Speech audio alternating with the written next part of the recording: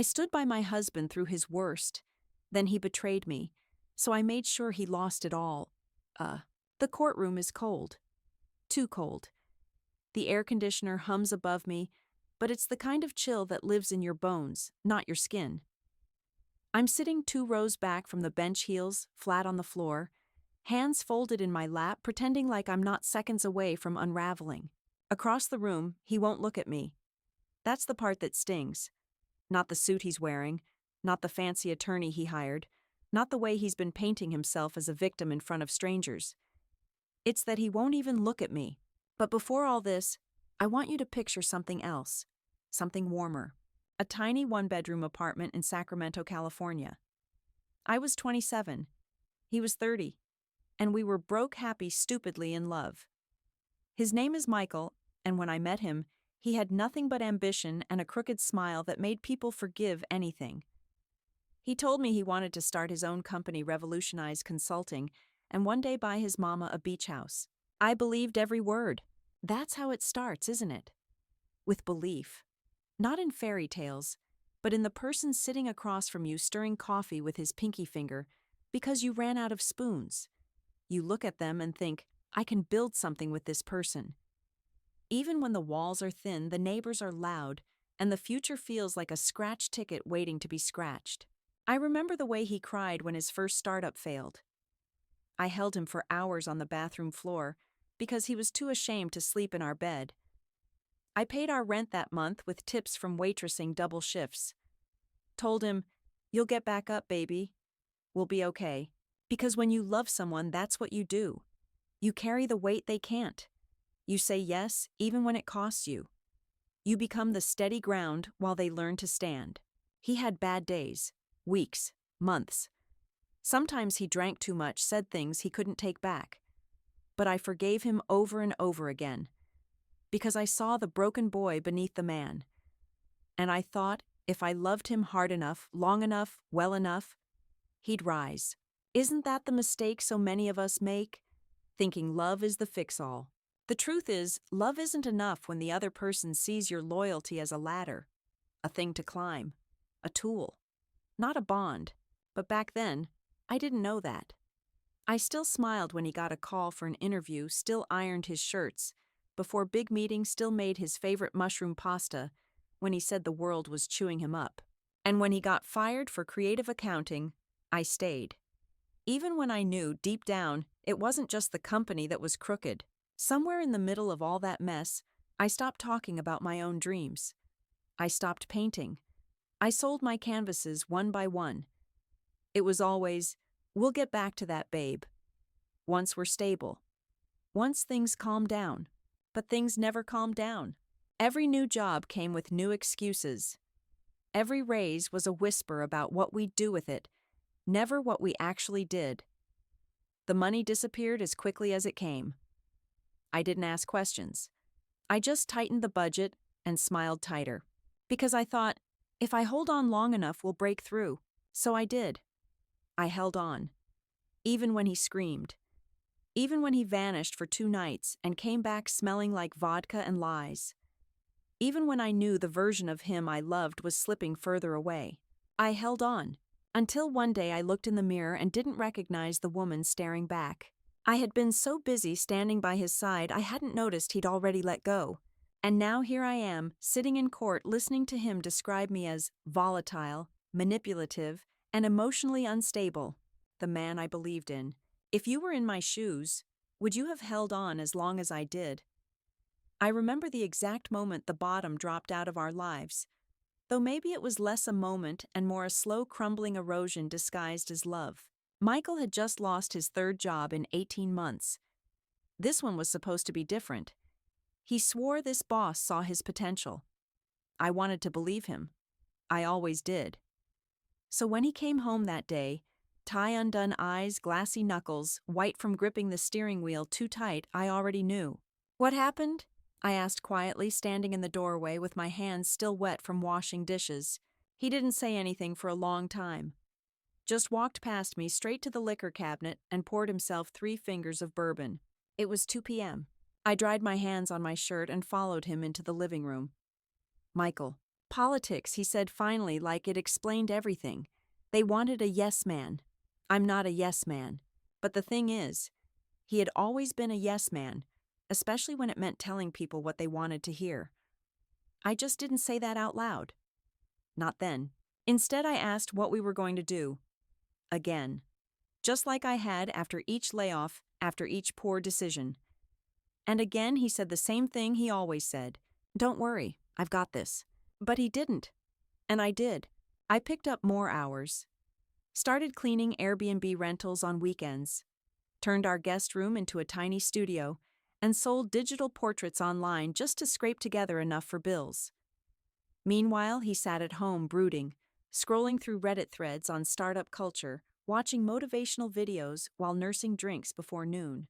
The man I married had become a ghost wearing his face. I knew he was spiraling. He started muttering about old friends who owed him, about investors who backstabbed him, about coworkers who undermined him. Every failure was someone else's fault. Every job lost was because the world didn't see his true genius. But what about me? What about the woman who stayed? Who bent herself backwards to protect his pride, his image, his damn ego? What about the late-night phone calls I made to bill collectors, pretending I was him negotiating interest rates so we wouldn't lose the car? What about the time I sold my grandmother's necklace to pay the electric bill? What about the months I skipped meals just so he could have 3? He didn't see it. Or maybe he did and chose to ignore it. We stopped sleeping in the same bed, not because we fought, but because the silence between us became unbearable. He started sleeping on the couch, saying he needed space, and I started keeping the door to our bedroom shut, like a wound I didn't want to look at. And yet, I still loved him. Or maybe I loved the memory of him. The version from 5 years ago, the guy who held my hand in the rain, who sang to me off-key while cooking dinner, who once wrote me a letter that said, "Even if I lose everything, if I still have you, I win." That version was gone. What remained was a man who resented me for still standing. A man who flinched when I asked questions.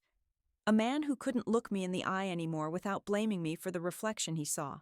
One night I came home from work and found the living room in shambles. Books thrown. A lamp shattered. Our wedding photo face down on the floor glass, cracked in a spiderweb across our smiles. He sat in the corner, breathing heavy, his shirt soaked in sweat. He didn't even try to explain. I didn't ask. I cleaned it all up like I always did, on my knees, picking up shards with shaking fingers, trying not to bleed. But something broke inside me that night too. Something final. I stopped hoping he would change. I stopped praying for his breakthrough. I started imagining a life without him. And that terrified me, because when you've poured everything you have into someone for years, your time, your money, your body, your trust leaving, doesn't feel like freedom. It feels like failure. It feels like quitting your own dream. But what do you do when your dream turns into a nightmare? Do you keep pretending, or do you wake up? I didn't have the answer yet, but I knew this. Something had to give. Because I couldn't keep setting myself on fire to keep someone else warm. I wanted to scream at him, shake him, make him see what he was doing, not just to me, but to us. But every time I opened my mouth, the words turned to ash. Because I knew he wouldn't hear them. He only ever listened to his own pain. If you were me, would you have screamed? Or would you have just stopped talking too?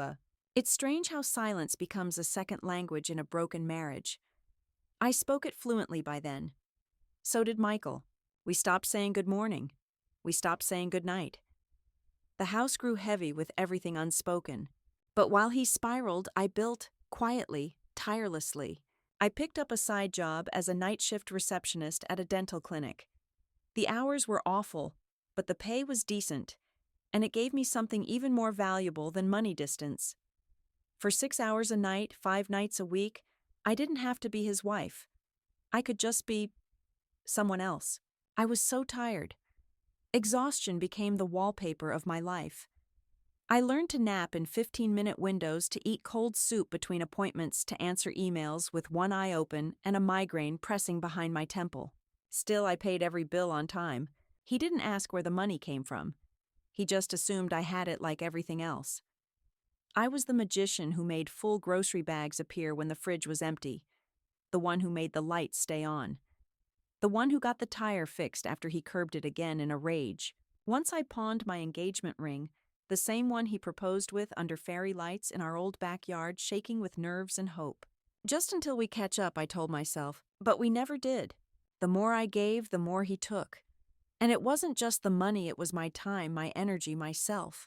I stopped going to girls' nights. I stopped visiting my sister. I told my mom I was just busy whenever she called.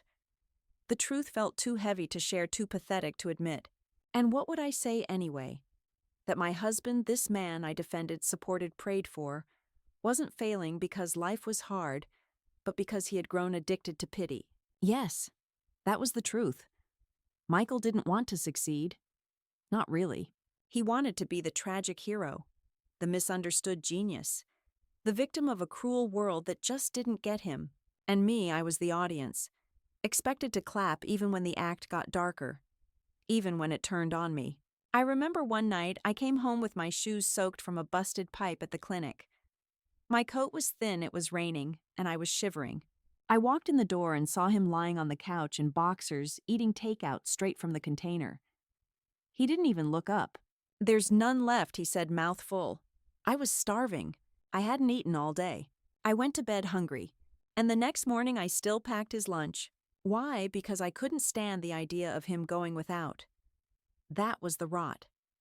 The sick part of loving someone who doesn't love you back the same way. You keep trying to prove your worth by giving more. But love isn't meant to be earned like that.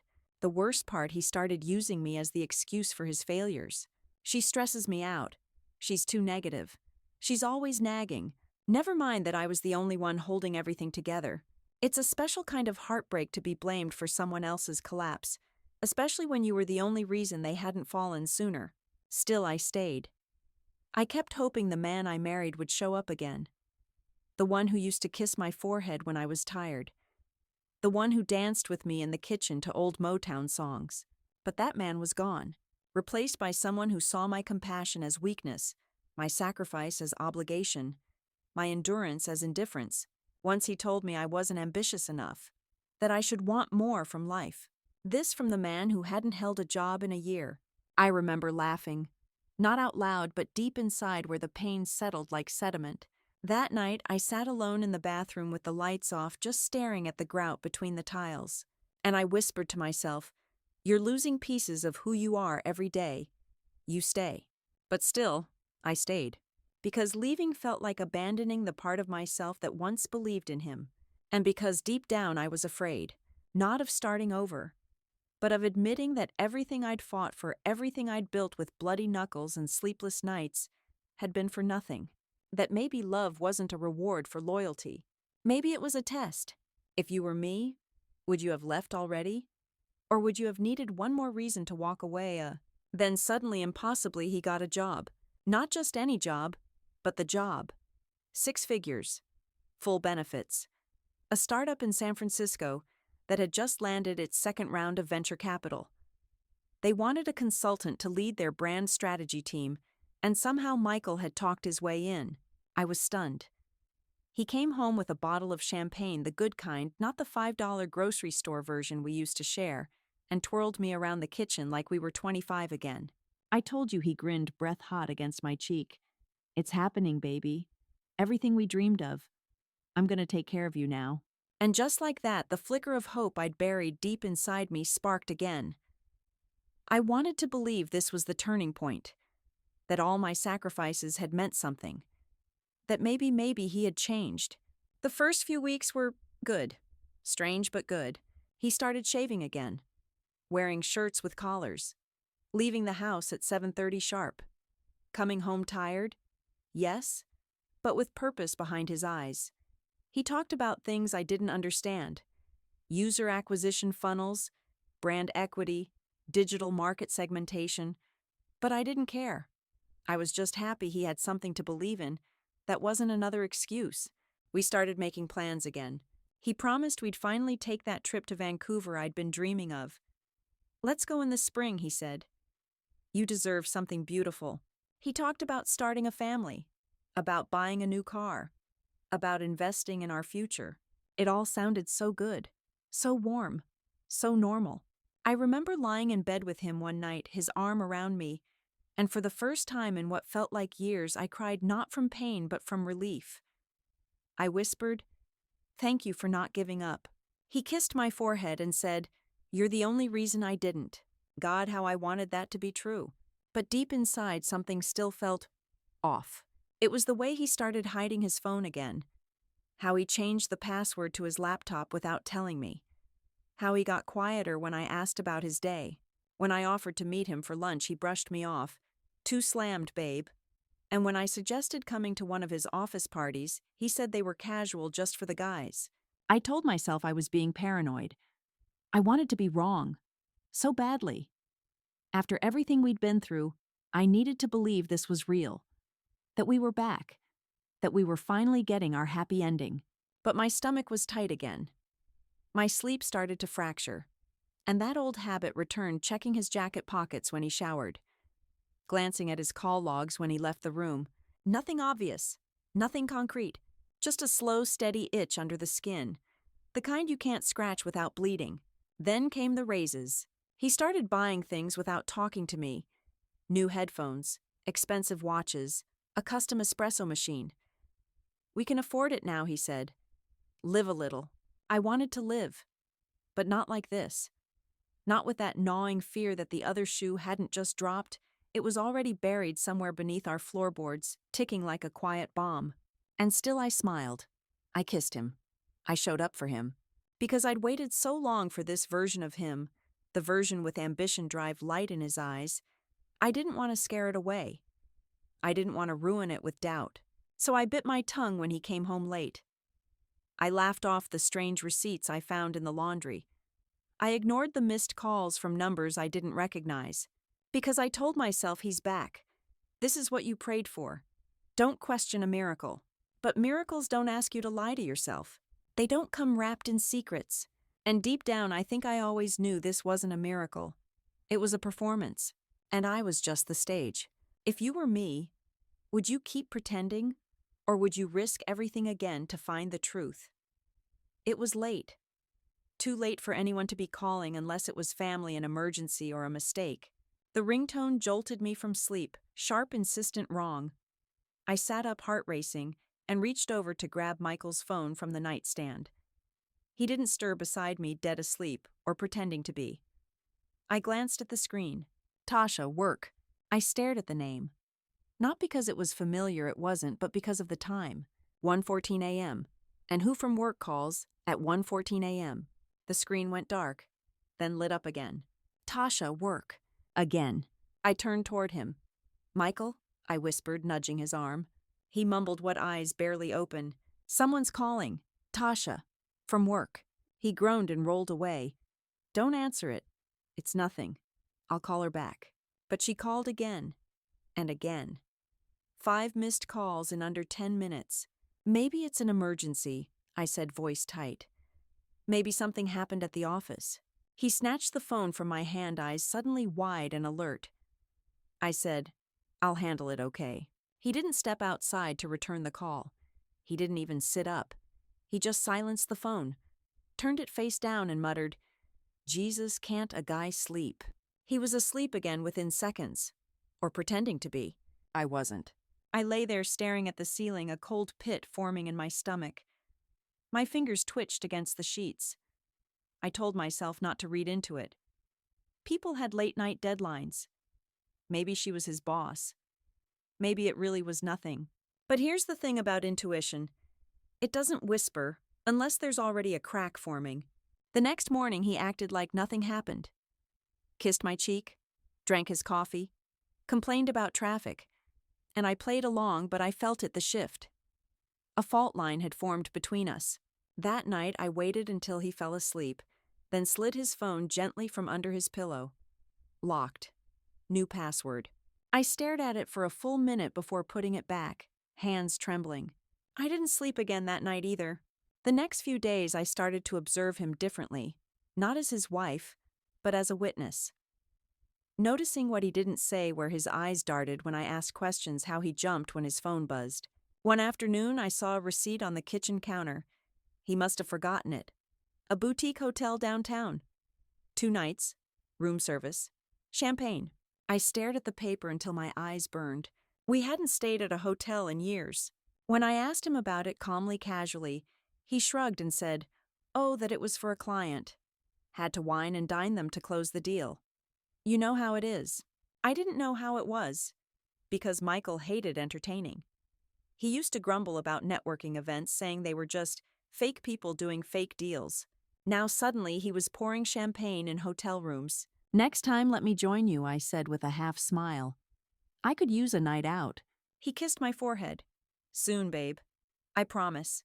But he didn't mean it, because the next day I checked our bank app and saw another charge, this time at a spa. A couple's massage. Under his name. Still, I said nothing. Not because I believed him, but because I needed to know more. I needed to see it. Love makes you want to be wrong, but instinct demands you gather proof. I started paying attention to every detail. When he left, when he came back, how long his showers were, if he took calls outside. I wasn't just his wife anymore. I was his shadow. And in that shadow I began to find things. The hotel charges weren't one-off events. There were several. Spaced weeks apart. Different names, different cities, none of which he'd mentioned. Then came the photos. One afternoon, while folding laundry, his tablet pinged with a message preview that caught my eye. "Last night was perfect. No name. Just the message." Followed by a blurred thumbnail of what looked like 2 wine glasses and someone's bare shoulder. I didn't open it. I didn't have to.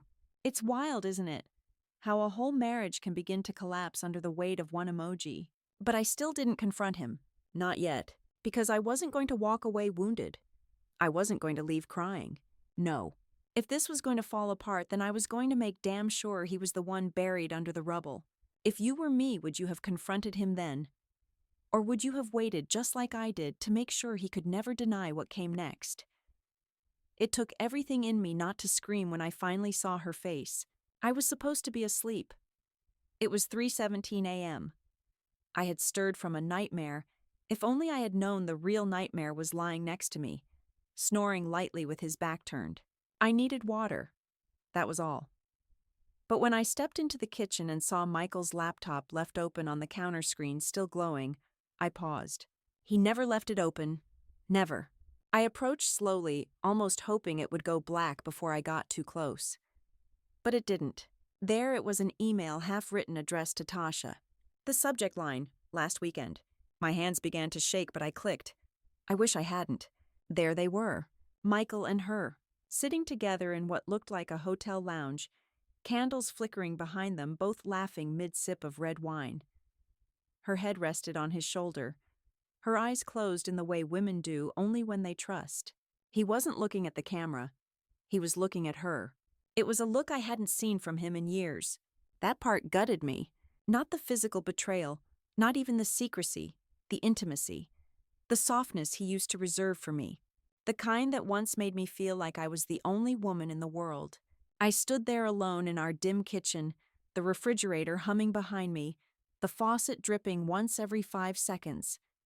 My heart felt too loud. There were more pictures. Her in a robe. Them at a beach. Selfies in front of mirrors. Kisses caught mid-laugh. I didn't cry. Not then.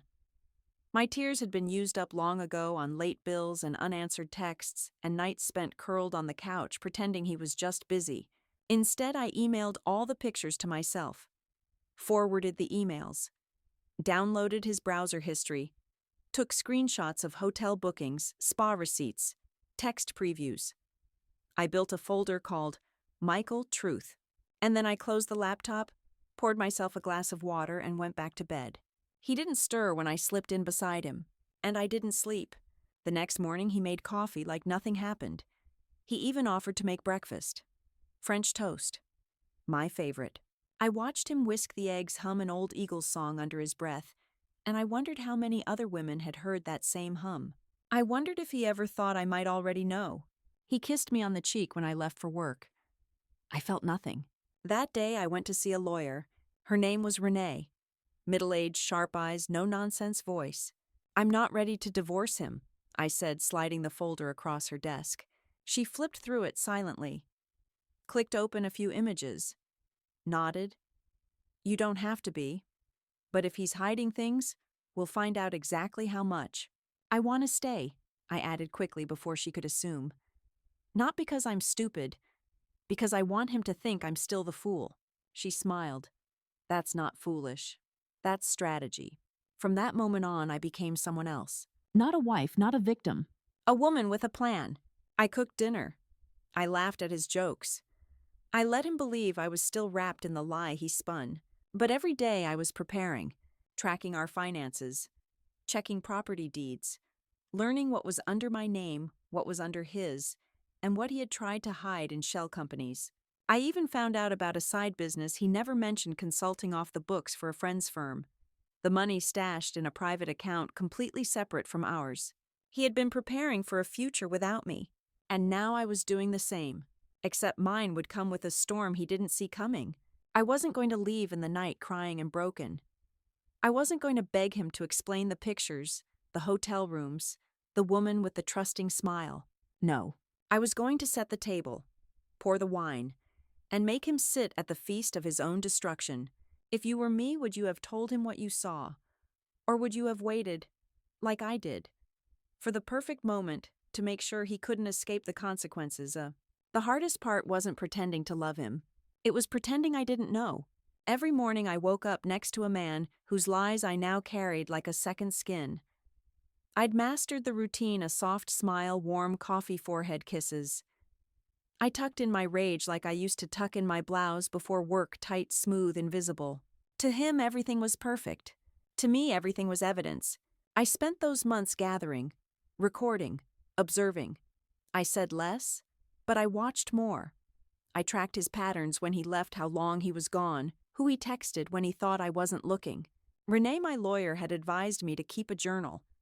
Not for emotional therapy, for legal precision. Dates, times, locations, expenses, tone of voice. Any instance that could prove instability, infidelity, and financial misconduct. I wrote it all down. Feb 8, called Tasha by accident, then laughed it off. Eyes didn't meet mine for 20 seconds after.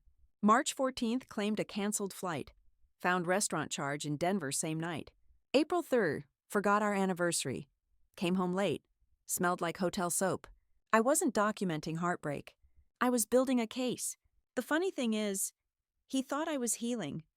He told me once while we were out shopping, "I like this version of you. You're softer." He thought I was softening, that my silence meant surrender. It wasn't surrender. It was sharpening. He began bringing home small gifts again. Jewelry. A new phone. Just because. I smiled. Said thank you. Pretended to be moved. And then logged the purchase, matched it against his income, marked it in red ink, likely guilt-driven. He also began making mistakes. One day he left his email open on the family iPad. I spotted a hotel confirmation in Palm Springs. A week from then, a suite booked for 2. He told me he had a 3-day strategy retreat with the firm. I forwarded it to my private account. Renee was thrilled. "This is more than infidelity," she said. "This is financial betrayal, deception, possibly embezzlement, depending on how he paid for it." I asked her how long to wait. She said, "You tell me when you're ready. But remember, surprise is power." So I waited. Not because I was afraid, because I wanted the blow to land when he was looking straight into my eyes. In the meantime, I built my exit plan. Quietly moved some savings into a separate account under my maiden name. Paid off my car. Changed the beneficiary on my life insurance. Secured a short-term lease on an apartment 20 minutes away, unfurnished but safe. Every time he touched me, every time he laughed, every time he called me his girl, I played the role. But behind my eyes, I was calculating. The night before his Palm Springs trip, I packed his suitcase for him. Folded his shirts. Tucked in a tiny note that said, "Have a great weekend, love." I even drove him to the airport. He kissed me before getting out of the car. "You're too good to me," he said. I smiled. "I know." I waited exactly 10 hours. Then I called the hotel. "Hello, this is Michael's wife," I said sweetly. "I'm trying to surprise him." "What name is the second guest listed under?" The concierge hesitated, then replied, "Tasha Monroe." Of course it was. I hung up, calmly, cleanly. No screaming, no crying, no threats. Instead, I emailed Renee the confirmation, the voice recording of the call, and a screenshot of a photo he'd just posted, smiling poolside with sunglasses on, drink in hand, the edge of her arm barely visible in frame. I scheduled a meeting with a financial investigator that afternoon. I wasn't unraveling. I was executing. He had spent years pretending I didn't matter, dismissing my sacrifices, drowning me in excuses. Now I was going to make sure the entire world saw what I had seen, what I had survived. I wasn't just preparing for a divorce. I was preparing to ruin him, but not out of vengeance, out of justice. If you were me, would you have exploded in anger, or would you have waited too, letting him seal his own fate with every smug lying step? It started with a single bounced bill. The electric company called saying our payment had been declined. Confused, I logged into our joint account only to find the balance at $12.47. That couldn't be right. We were never flush with cash, but I was careful budgeting, tracking every dollar. And he had just received a quarterly bonus, nearly $5,000. It should have been there. I blinked at the screen, refreshed the page, checked again. Still $12.47. The transactions told the story. Transfers, withdrawals, 1, 2, 3 of them spaced across 5 days. Quiet, neat, fast, all into an account I didn't recognize. At first I thought it was an error. Or maybe he had opened a separate savings for emergencies. I wanted to believe it. I needed to believe it. But when I asked casually while he was half watching a game, "Hey, did you move some money?" I got a weird notice from the electric company. He didn't even flinch. "Oh," he said. "Yeah. I had to move some of it to cover a deal at work. It's temporary. Just some client stuff. Don't worry about it." "Which account did you move it to?" He shrugged. "One of the firm's holdover accounts. It's technical. Nothing serious." But I'd already checked. The account wasn't under the firm. It was under his name only. And it wasn't the first time. That night I lay in bed with my eyes open, the ceiling fan spinning above me like the hands of a clock ticking down my patience. I had loved this man through everything, his failures, his mess, his secrets. But this was something new. This was theft. I wasn't even a partner anymore. I was an obstacle. A name on a shared account he needed to quietly erase. I brought it up again over dinner, this time directly. "Michael, I saw the transfers. That's not a work account. It's in your name. What's going on?" He didn't even blink. "You're being paranoid again," he said, as if again was a word I had earned for simply asking for honesty. "Do you think I'd steal from you?" I didn't answer. Because the truth was, I didn't think he had to. He simply was. Without shame, without pause. He leaned back in his chair, chewing slowly. "I don't need this right now. Can you just trust me for once?" For once? I smiled at that. I had trusted him for years, while he spiraled, while he lied, while I sold family heirlooms to cover his overdraft fees. And now he had siphoned away our security, without asking, without even telling me. Renee confirmed it was worse than I thought. "He's moved nearly $14,000 over the past 6 weeks," she told me, skimming through the statements. "All into this new account. This isn't accidental. This is deliberate separation of marital assets. He's preparing." "Preparing for what?" I whispered. "Life after you," she said flatly. "He thinks you'll roll over, that you'll take what's left. But we're not letting him leave you with crumbs." I stared at the numbers, the withdrawals, the dates. Each one felt like a slap I hadn't even noticed while it landed. I wondered how long he had been planning this. Had it started before Palm Springs? Before Tasha? Before I ever suspected? Or had this always been the plan? Use me, drain me, then discard me. I could have confronted him again. Yelled. Demanded the truth. But instead I told him I loved him that night. Let him believe I was still in his corner. Still fooled. I let him sleep with his arm draped across me, his breath even and warm. And I lay awake staring at the window, the moonlight slicing across the bedspread like a blade. He had no idea that while he plotted my disappearance from his future, I was already designing the exact shape of his downfall. Because love makes you hold on. But betrayal teaches you to plan. If you were in my shoes, and the person you trusted most was quietly stealing your future, would you forgive one more time? Or would you start closing the doors behind him one by one? The first time I showed Renee the full folder: screenshots, bank statements, texts, hotel confirmations, emails. She leaned back in her chair, folded her hands, and looked me dead in the eye. "Don't leave him yet," she said. I blinked. "What?" "You heard me. Smile. Cook his dinner. Let him think he's still in control." It sounded cruel, calculated, but I understood what she meant. If I left now, stormed out, packed a bag, shouted the truth, I'd be giving him a head start. Time to cover his tracks. Time to shift money. Time to spin the narrative in his favor. He wasn't just cheating on me emotionally. He was financially gutting me behind my back, quietly positioning himself as the victim. If I left too soon, he'd play the scorned husband, the poor man whose unstable wife ran away without warning. No, he didn't get to do that, so I played along. I played the doting wife, the loyal supporter. I packed his lunches. I folded his shirts. I sent him good luck texts before work meetings, all while building the case that would bring him down. I documented everything, every missed bill, every password change. Every day he claimed to be working late when I already had photographic proof of him dining with her. I bought a burner phone and sent the files to it, just in case. I told no one. Not my mother, not my sister, not even my best friend from college, who always suspected something was off with him. Because secrets once shared become volatile. And this wasn't just a plan. It was a war. I needed to be invisible. He started leaving for conferences more often. Sometimes for just one night, sometimes a whole weekend. I'd help him pack, smile at him in the mirror as he checked his tie. I even offered to drive him to the airport. And when he kissed me goodbye and said, "You're the only person I can count on," I smiled and said, "Always, always." I wanted to laugh, scream, throw up, but instead I walked back to the car and whispered to myself, "Soon." The longer I stayed quiet, the more careless he became. One day I found a flash drive in his coat pocket. Curious, I plugged it in when he went out for a haircut. Inside were pitch decks, presentations, and contracts, none of which had my name on them. This was a side business, one I had never heard of. Another venture, another secret, another betrayal. And then came the final crack.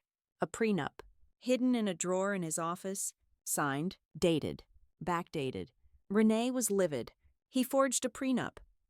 "After you were already married?" she asked, flipping through the pages. "This man is bold, but he's also sloppy." "How do we prove it?" I asked. "We don't have to. You've been living with him, paying bills, sharing assets. We can show financial entanglement. He's screwed." I sat across from her, half relieved, half shaking. All this time I'd been pouring myself into a man who saw me not as a partner, but as a liability to manage. He was setting up a clean exit for himself, and I was supposed to just fade away left with nothing but bills and broken promises. But he had underestimated me. He thought my silence meant weakness. He had no idea that I was building a story so airtight, so precise, that when I pulled the trigger, there wouldn't be a single escape hatch.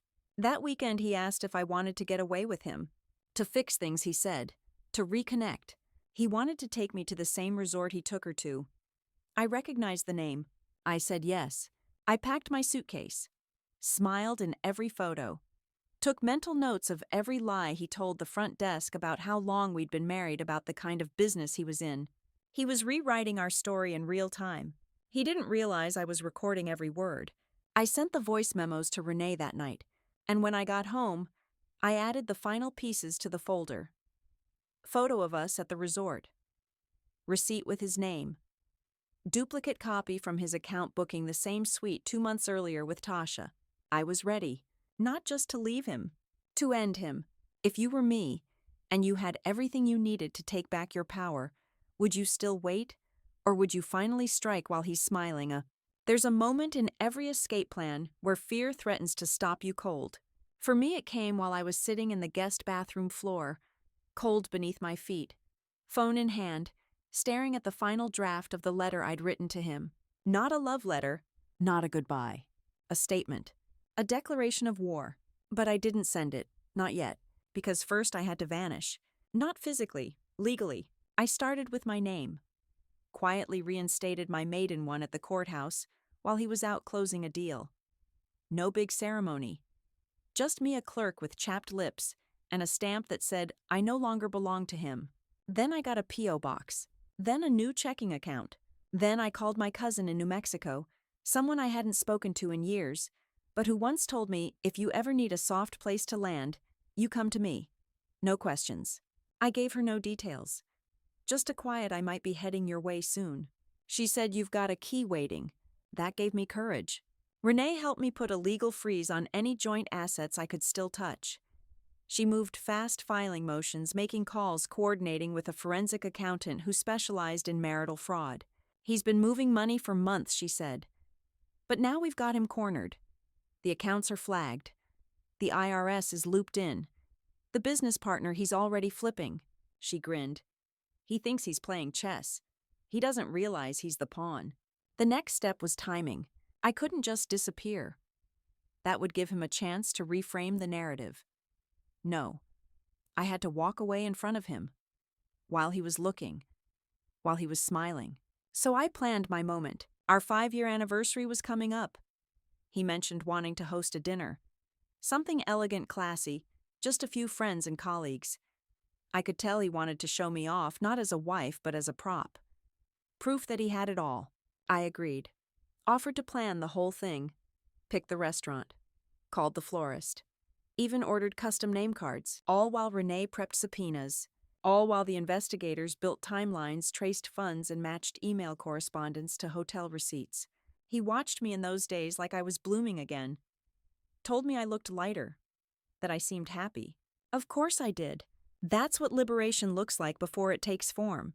I bought a new dress for the event. One that made me feel powerful, untouchable.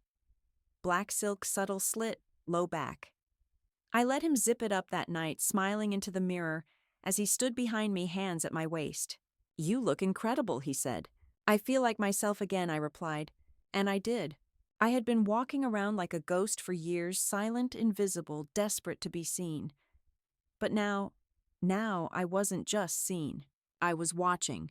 I had the reservations made. The private room at the restaurant booked. The menu finalized. The guests arrived. Colleagues. Friends I barely knew. His business partner, the same one who'd already agreed to testify. Even Tasha showed up, smug and elegant, seated 2 chairs away from him. He didn't know that was on purpose. I gave a toast. Thanked everyone for coming. And then I handed out envelopes. Real ones, thick, heavy with photocopied evidence. Everyone got one. At first there was laughter, confusion, and then silence. Because inside those envelopes were timelines. Bank records, pictures, hotel receipts, screenshots, proof of fraud, proof of adultery, proof of a man who built his life on deception and had finally been caught with his hands still full. Michael froze. Is this some kind of joke, he asked, looking at me? I looked back calmly. Not even a little. He reached for my arm. Rachel, what are you doing? I pulled away. What you thought I was too weak to do. I stood there as the guests read. One by one they turned pale, shifted in their seats. A few left in silence. His partner walked out without a word. Tasha stood and hissed something at him before storming out, her heels clacking like a gavel. Michael followed me outside. You're ruining me, he said, voice raw, hands shaking. No, I said. You ruined me. I'm just letting the world see it. He begged, pleaded, told me I didn't have to do this, that we could fix it. I didn't say another word. I got in the car, shut the door, and left him standing there trembling in a suit bought with stolen money. The next day, the divorce papers were served, and the IRS came knocking. If you were me, would you have looked back? Or would you have let him watch you disappear like smoke through his fingers? It was surreal how quiet the room got. Just minutes before the restaurant's private dining space had been buzzing forks, clinking low jazz, humming through the speakers, laughter swirling in the air like champagne bubbles. Michael was in his element, flashing that polished smile of his, leaning into conversations with that fake magnetic charm that had once seduced even me. But the moment the envelopes hit the table, all of it evaporated. The laughter stalled. Glasses froze midair. People shifted in their seats, brows furrowing as their fingers slid the thick paper open. Some flipped through the pages fast. Others held them with trembling hands, reading slowly, eyes widening with every line. I didn't need to say anything. The contents spoke for themselves. Bank statements with my name stripped from accounts we both funded. Email chains between him and Tasha, discussing secret getaways, even using code words for when the wife's away. Itemized expenses marked as consulting expenses that were actually spa weekends, champagne room bills, and luxury hotel stays. And then finally photos. Him, Tasha. Her in a silk robe. Him shirtless. Them together on the same nights he had texted me, "Miss you." It was surgical. It was deliberate. It was truth. Michael looked at me like I had just dropped a grenade in his lap. "Rachel, what is this?" His voice cracked, not with innocence, but with the sheer panic of a man caught mid-performance. I didn't flinch. "It's everything you didn't think I was smart enough to find." He stood up, reached for me. "Can we talk outside, please?" Why, I said, my voice calm, steady. "So you can lie without an audience." The guests didn't say a word. Some looked away. Others stared at him in disgust. His business partner, Alan, tucked the envelope under his arm and said coldly, "Don't call me again."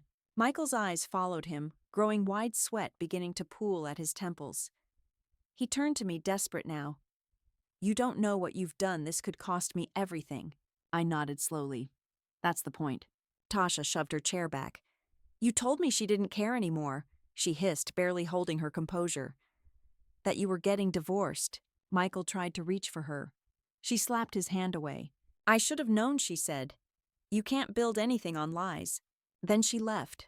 Loud heels, hot fury, a trail of embarrassment in her wake. The room was silent again. The music still played soft and indifferent to the chaos. Michael collapsed back into his chair, breathless, face pale. "Rachel, please. We can fix this." I leaned down eye level with him and whispered just loud enough for him to hear, "You broke this long before I ever did. I'm just giving you what you've earned." Then I straightened my back, turned to the remaining guests, and smiled politely. "Thank you all for coming. I know this wasn't the evening you expected, but I hope it was one you'll never forget." I walked out. I didn't look back. I didn't even tremble. I left him there surrounded by the ashes of his carefully crafted lies, his power shriveling like paper in a flame. By the next morning it had gone viral. Someone had recorded the scene. Tasha storming out Michael, trying to chase her, me calmly placing the folder on every guest's plate like a final course. It spread through his professional network like a virus. Clients pulled out. Board members distanced themselves. His side ventures dried up. Sponsors vanished. Investors ghosted him. By Friday, the startup released a public statement: "Mr. Holloway is no longer affiliated with our firm." Renee called that afternoon. "You could have settled quietly," she said, almost laughing. "But this was art." I didn't gloat. I didn't celebrate. I just sat in my new apartment, bare walls, no furniture yet, and felt clean for the first time in years. He had always feared being powerless. And now he was nothing but a man facing the truth of what he had done with no one left to blame it on. If you were me standing there at that table with everything in your hand, would you have spared him even a shred of dignity? Or would you have done exactly what I did, made him face every consequence in front of the very people he tried to impress? Michael always thought he was untouchable. He built his little empire on charisma, smoke, and stolen credit. He thought charm was enough to make the truth irrelevant. That if he spoke fast enough, smiled big enough, no one would dare look closer. But charm doesn't pay the bills, and lies always come due. After the dinner party, everything unraveled with astonishing speed. It was like watching dominoes fall slow at first, then with terrifying acceleration. Within 48 hours, 3 of his biggest clients dropped him. 2 issued formal cease and desist letters to distance themselves from potential litigation. 1 even threatened to sue him for misrepresentation and fraud. The consulting firm he had boasted about for years shut down. Turns out he'd used personal funds to prop up their operations. And not just his personal funds, our funds.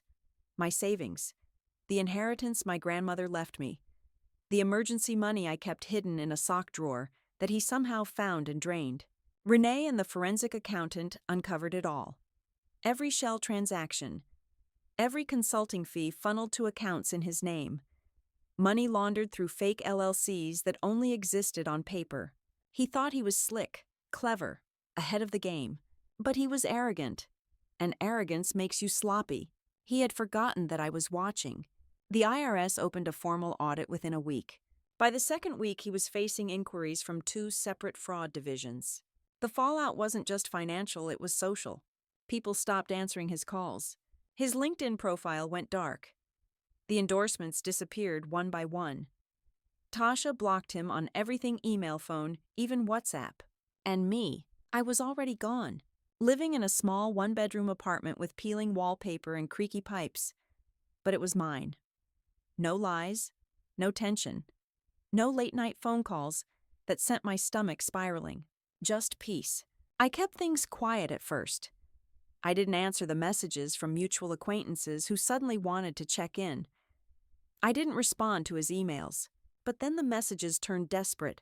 "Rachel, please, just talk to me. I didn't mean for it to go this far. You don't understand what you've done. I've lost everything. Please, I'm begging you.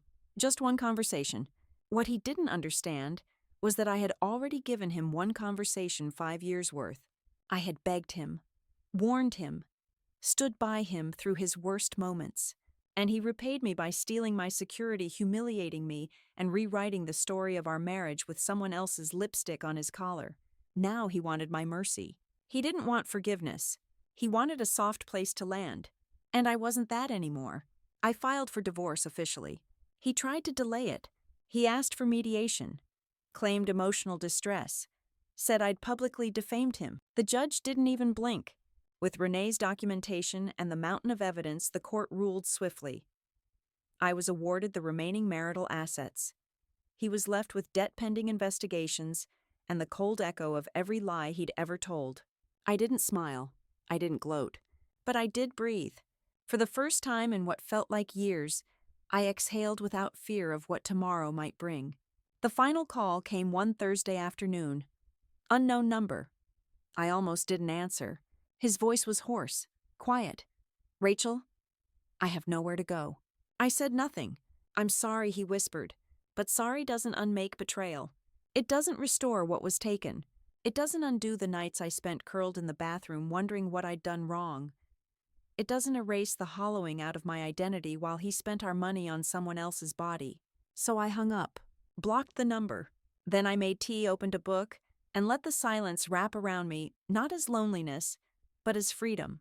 If you were me and the person who tore your life apart finally crumbled beneath the weight of his own deceit, would you have offered him a second chance? Or would you have done exactly what I did, turned the page and refused to read from his script ever again? The courtroom felt colder than it did the first time. Or maybe I was just different. I no longer trembled at the sight of him, no longer flinched when he looked at me. If anything, I pitied him standing there in his wrinkled suit, hair, unkempt face, hollow from sleepless nights. The man who once strutted through life like a king now looked like he didn't belong anywhere.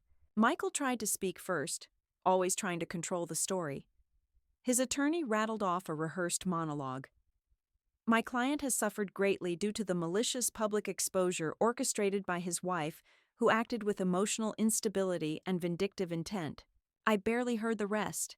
I was staring at Michael's hands, trembling now, fidgeting in his lap, twisting the cheap pen they'd given him. The same hands that used to hold mine during thunderstorms. The same hands that signed away thousands of dollars from our shared accounts, like I was just a name on a screen. Then it was my turn. Renee stood beside me, calm, composed. A woman with facts, not feelings. She laid it all out. The financial records, the evidence of marital asset hiding, the forged prenup time-stamped witnessed only by his buddy, who conveniently had left the country, the fake consulting invoices, the months of documentation detailing emotional manipulation, infidelity, and financial abuse. Each piece landed like a brick, unavoidable, irrefutable. When they played the audio recordings, the ones from the resort dinner, The private conversations where he joked about getting out of the marriage before she wises up. Michael finally broke. He stood up mid-playback. "This is out of context," he barked. "She's twisting everything." The judge, a silver-haired woman with the eyes of someone who had seen too many liars, calmly replied, "Sit down, Mr. Holloway. You'll get your turn." But he never really recovered. Every word he uttered from that point on was hollow, desperate, unraveling. He tried to paint me as unstable, manipulative, cold. Said I was jealous of his success, that I didn't understand his work, that I twisted the narrative to punish him for leaving me behind emotionally. But the facts spoke louder. So did the witnesses. His former partner testified that Michael had intentionally siphoned money, said he'd warned him, that Michael told him Rachel won't even notice. She's too busy playing housewife. That was the nail in the coffin. By the time the judge delivered her ruling, the courtroom was dead silent. "All shared marital assets will be awarded to the plaintiff," she said, nodding toward me. "The defendant is found to have committed fraud, financial abuse, and intentional concealment of income. Any attempts to contest this ruling will be reviewed with scrutiny, given the overwhelming nature of the evidence presented." She paused. "And to be clear, this court does not accept emotional manipulation as a legal defense." It was done. Michael sat there like the air had been punched out of him. He didn't move, didn't blink, just stared forward, glassy-eyed, like someone who had finally been forced to see the ruins he'd made with his own hands. Outside the courthouse, he tried one last time. I was walking down the steps when I heard him call my name. "Rachel, please." I turned around slowly, not with anger, not with triumph, with clarity. "What is it?" I asked. His voice cracked. "I have nothing left." I nodded. "That makes two of us. Only difference is I rebuilt." He took a step forward. "I never meant to hurt you. I thought I could get away with it." That was the closest he'd ever come to telling the truth. I stepped back. "You were right," I said. "You did get away with it. For a long time." Then I turned and walked to my car. I didn't look back, because this wasn't about revenge anymore. It was about release, about never again letting someone take from me what I didn't give freely. And for the first time, I felt untouchable. If you were me, would you have stayed for his apology? Or would you have done what I did, let him taste the silence he once forced me to swallow? The strange thing about starting over is how empty it feels at first. Not sad, not even painful, just quiet, like walking into a room after the music has stopped and realizing how loud your thoughts really are. My new apartment wasn't anything fancy. It had old pipes that knocked when the water ran too fast. The floors creaked in places I hadn't mapped out yet. The windows fogged in the mornings. And the furniture, mismatched, second-hand, humble. But every inch of it was mine, paid for with my own hands, earned with dignity. Protected by walls no one could storm with sweet lies and broken promises. There were no ghosts here. No scent of expensive cologne lingering in the sheets. No muffled calls from the bathroom with whispered names. No fake apologies. Just me and the quiet hum of healing. I hung up a single photo in the living room. Not of my wedding. Not of any couple at all. It was a snapshot of the ocean taken during a weekend trip I once took alone years ago, before I forgot what solitude felt like. I looked at it every morning while sipping coffee, letting the silence settle like sunlight on my skin. Michael tried reaching out a few more times.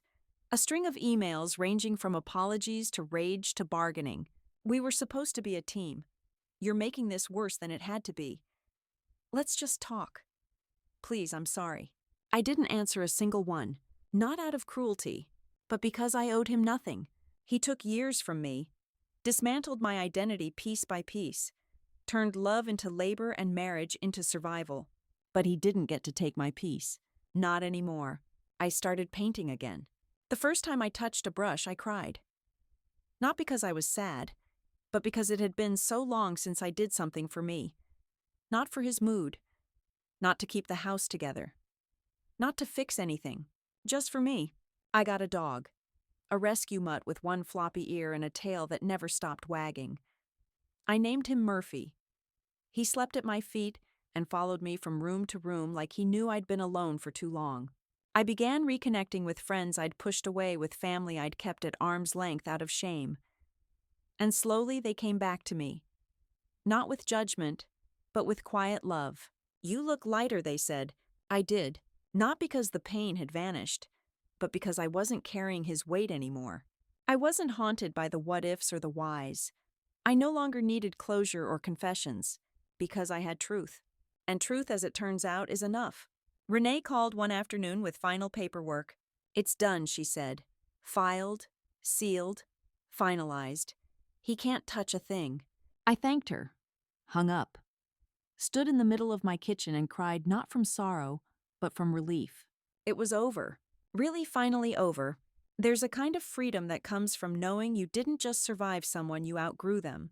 He would always be the man who underestimated me, and I would always be the woman who rose.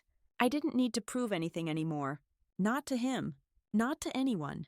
If you were me, would you have looked for new love right away? Or would you have done what I did, chosen to fall in love with yourself first? People kept asking me if I felt closure, as if betrayal was a book you could finish, set down, and walk away from satisfied. But betrayal doesn't end clean. It echoes. It shows up in the middle of the night when you're staring at the ceiling, wondering how someone who once kissed your forehead could also steal your future. It slips into your chest when you walk past your old wedding venue. It hums beneath the skin when someone new calls you beautiful, and your first instinct is to flinch instead of smile. Closure, no. I didn't need it. What I needed, what I chose, was peace. Peace in knowing I never stooped to his level. Peace in knowing I never became the cruel version of myself I had every right to become. Peace in waking up alone but no longer lonely. It had been 6 months since the court finalized everything. Since the emails stopped. Since his name vanished from my phone, my accounts, my mail, my mind. I had painted 3 full canvases, took a solo road trip to Arizona, cooked dinners just for myself, and danced in the kitchen barefoot while the pasta boiled. There was no dramatic new love story waiting at the end of mine. No knight in shining armor, just me. And I was enough. There was power in that. I began volunteering at a women's shelter on weekends. Quiet work, folding towels, sorting donations, sitting with women who had been hollowed out by the same kind of manipulation I once mistook for passion. I never told them my story, but they saw it in my eyes. Sometimes one of them would ask, "Does it ever stop hurting?" I never lied.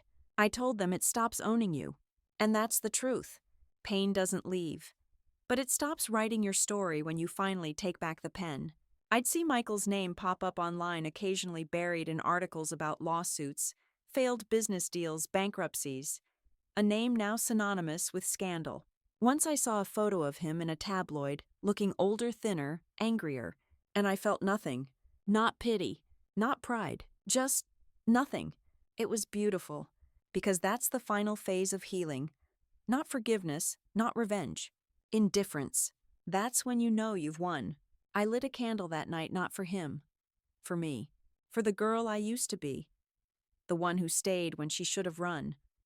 Who poured love into someone like it was a bottomless well. Who mistook silence for strength and pain for devotion. And for the woman I am now. Who speaks with clarity. Who lives with softness, not submission. Who refuses to hand her light to anyone who can't carry it gently. I don't regret loving him. I regret thinking I had to lose myself to keep that love alive. Now I love differently. I love with open eyes. And most of all, I love myself fully, fiercely, quietly. If you were me, would you want him to see this version of you? The one who rose from the ashes? Or would you be content knowing he never truly knew you at all? Sometimes I walk past the mirror and catch a glimpse of her, that version of me I barely recognize. Not because she's stronger or colder or sharper, but because she's still here, survived, quietly, gently, without fireworks or fanfare. Life doesn't always give us the justice we imagine. Sometimes it gives us the quiet return of our own breath, the freedom to exhale again, the soft mornings where nothing hurts and no one asks for more than we're willing to give. If you've ever loved someone who forgot how to hold you gently, I hope you know this. It's not your fault. You didn't fail by staying too long. You didn't lose by believing in someone broken. You simply loved. And that's not weakness. That's grace. We all walk our own timelines. Some of us crash, some of us crawl. Some of us rise slowly, whisper by whisper, until our own name feels safe again. You're not too late. You're not too broken. And you're not alone. I leave this story not with triumph, not with bitterness, but with peace. The kind that grows slowly like ivy on the walls of a once abandoned home. And if you were me in the end, what would you do? Would you leave the door open behind you, or would you close it gently, finally choosing yourself?